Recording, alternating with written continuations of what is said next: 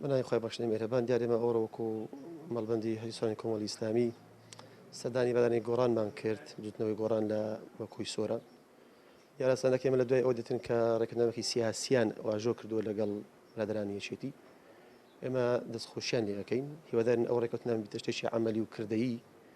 کە تەماشاکەین لە بەرژەوەندی خەڵکە لە بەرژەوەندی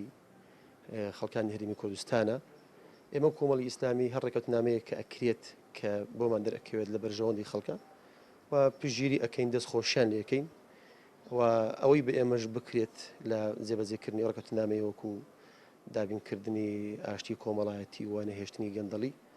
ئێمە پژگیریان ئەەکەین و دەستخۆشیان لێکەینەوە سوپاسی پێشوازیشان ئەەکەین. مامۆستا و هەواڵانی مەڵبەندی کۆمەڵی ئیسلامی هاتن سەردانی ئێمەیان کرد بۆی پیرۆزباییمان لێکن بۆی اتفاقی سیاسی لەگەڵ هەواڵانی یەکێتی نیشتیمانیدا مۆرمان کردووە لە پێناو خزمەتکردن و لە پێناو بەرەو پێشبردننی پرۆسی سیاسی وڵات و بە یاساییکردن و بە خزمەتکردنی خەڵکەکەی ئەو پرۆژێ بکرێت بواری جێبەجێکردنەوە کە دەستخۆشیان لێکردین و باسیشیان لەوە کرد کە پشتگیر و هەماهنگن لەگەڵ ئێمە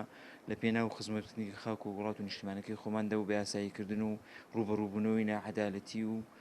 ماڵوێرانی کە ڕوبڕووی گەلەکەمان بۆتەوە.